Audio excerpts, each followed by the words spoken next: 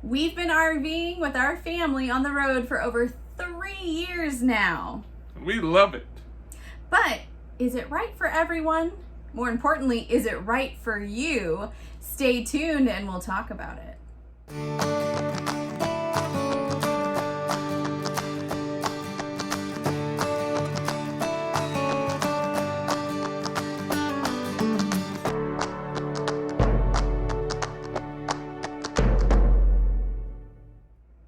Hi everybody, I'm Bill. And I'm Natasha.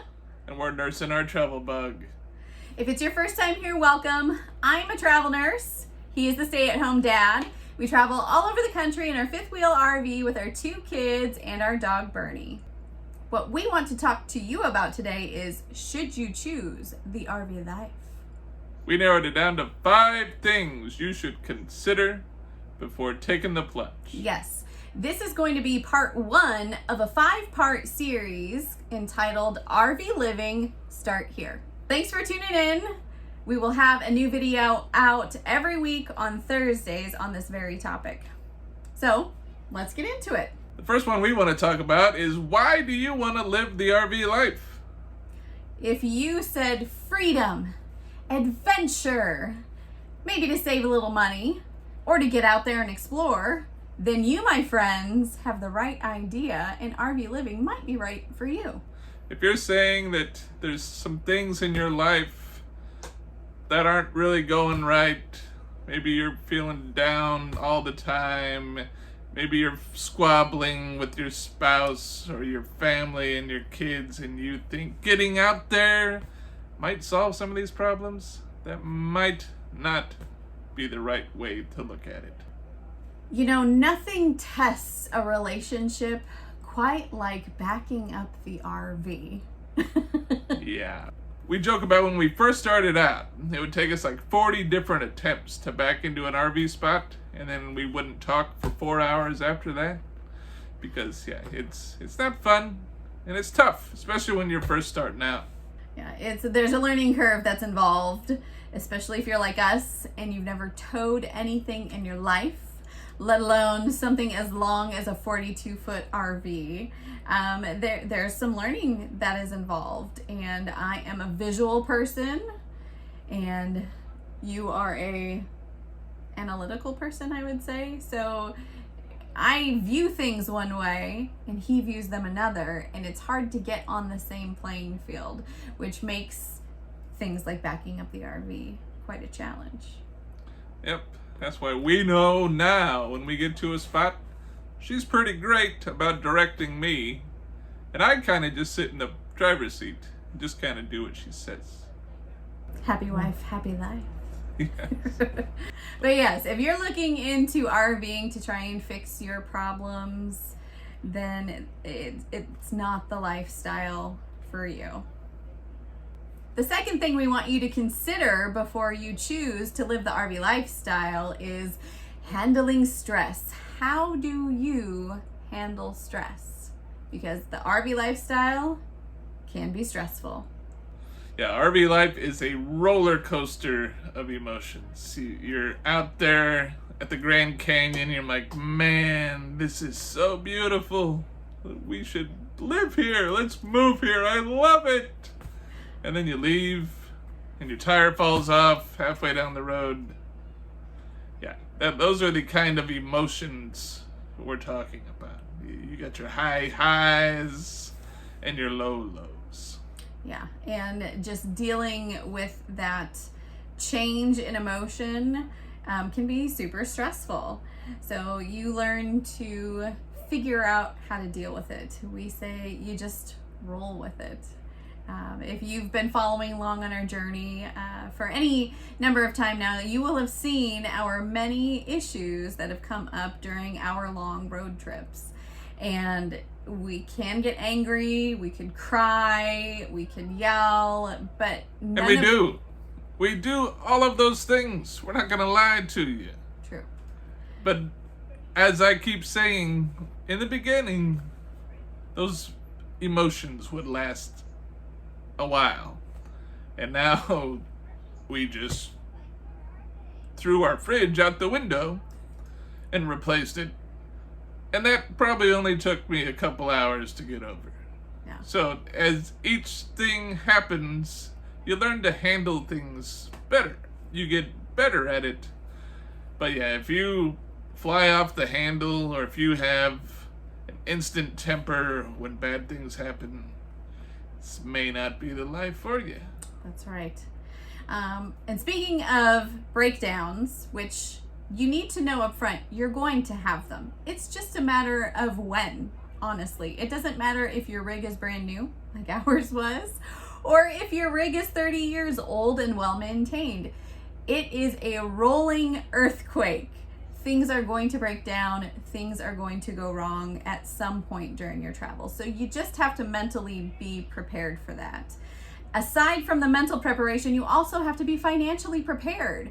Do you have the money for these breakdowns? Do you have a little bit of a savings account and an emergency fund to take care of those things when they break down and they go wrong? Or maybe you don't have a whole heap of money there, but you have the know-how. Maybe you are a handy person and you know how to tackle these things when they happen. Yeah. So Bill mentioned we replaced our refrigerator. We did that ourselves. We've also had a broken toilet, and again, we replaced that ourselves. Aside from the roller coaster of emotions and the stress, you are going to be living in a very small living space, very tight quarters. Do you like the people you're living with, and how much? Because you're going to be spending a lot of time with them. It's also stressful to be constantly moving. Part of the joy of this lifestyle is getting to see all different destinations all throughout our big, beautiful country. And heck, even Canada and Mexico for those who are really adventurous. But in order to see those things, you have to constantly be moving, and that can be tiring. You have to plan your route, or plan the RV parks, or just plan all of the fun things you want to see and do when you get there. You know what goes with constantly moving? Constantly backing your RV into a new RV spot. Set up and tear down. Doing that every day can be an added stress as well. And it's time consuming. Yep, and like I said, when you're first starting out, it's super stressful. You don't want to hurt your brand new, expensive RV. So yeah, stress is high, and to do that every couple days, that's going to test your relationship. Mm-hmm. And just traveling down the road is super stressful. I suffer from road rage. So other drivers out there just are always pushing my buttons. They don't drive the way I want them to drive. And then you have your home on wheels in that environment. You have people who have no consideration for folks driving in an RV. They don't realize, just like a semi driver, you need more room to stop, and you need more room to pass. And you're going to get people just zooming in and out in front of you, slamming on their brakes. Just that alone is stressful. And then if you have kids like we do, they want to be entertained all the time. So they're in the back seat. Feed me. I want to do this. I want to do that. That's stressful. So traveling is stressful. But are you still with us? Are you still saying I can handle all that?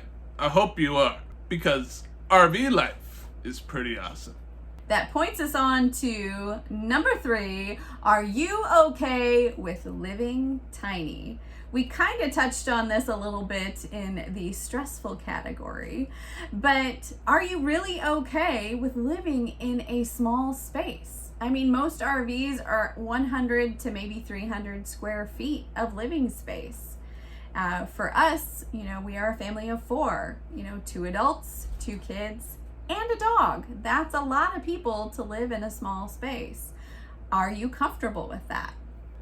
We probably went from about a 1,200 square foot home at one time to a 900 square foot apartment to our RV, which is what now? About 400 square feet. Yeah, but ours is, it's a pretty big RV because we're living in it, and we got kids, and I'm a big boy, so we need big space. Yes. But yeah, regardless, even a big RV is a tiny space, and Your kids, they want to storm off and go to their rooms. Well, that's only 4 foot that way. We nag at each other. She wants to go put herself in the bedroom while I'm down in the living room. That's still only 10 feet away. So yes, you have to be comfortable with living in small spaces. So now you have your family living in your small RV. How do you handle rainy days? Just know that, while you're RVing, you're usually staying in campgrounds, or if you're boondocking, you're out in the middle of nowhere, the world is your oyster. You have a huge backyard. The kids are driving you crazy? Send them outside. The husband wants to watch his television, you want to read a book? You go outside. That's not always the case if it's raining. Everybody just packs in. Now you have to worry about a wet dog. You have to worry about the kids not wanting to tear each other apart. You have to sit next to each other all day long and deal with each other. Are you strong enough to handle those rainy days? Again, a tip from us, this was a reason why we chose our particular RV, because it has a nice living room setup. So for days, especially rainy days, if we want to do a movie night or something, we all have our own place to sit. One thing that we continue to struggle with, but you learn to just live with it, is that there is not a lot of privacy. Especially some of these travel trailers I've seen that don't really have doors. At least we have doors that close off the kids' room and our bedroom. But we do have the one bathroom. So yeah, there's times we're sharing that tiny space as well. Yeah, so you've got one person in the shower and one person on the toilet. I mean, sometimes you gotta do what you gotta do to make the space work. And, of course, we are a young, healthy, married couple. So there's always that special time that we need to re-energize our relationship as well. And that can be challenging in a small space, but you learn to be creative. Another aspect to consider when you're choosing to go tiny and live this RV lifestyle is getting rid of your stuff. You have a limited amount of space for all of the things that you have and all of the things that you may want. So, are you okay with parting with some of your treasures? And if not, can you afford storage fees for all of that stuff? For us, it's kind of a constant thing. I feel like every time we move, we're trying to get rid of more stuff. And really for us, the RV lifestyle is about making memories and not about the things. So for us, it was really easy to part with our stuff. And like Bill said, we're continuously doing that. It's easy to accumulate things when you're hanging out for a little while, but then you just have to purge the other stuff you don't use. So are you okay with that? On to number 4. Do you have a means to make some money out on the road? Or maybe you already have a stream of income coming in already, whether it's from a monthly check you receive or income from a business. Yes, for us, I'm a travel nurse. So that is my job. I'm a contract worker. I go from location to location. My contracts are typically 3 months at a time, and that is how we make our money. There are other contract workers out there like linemen, pipe workers. We know folks that work remotely in the IT field.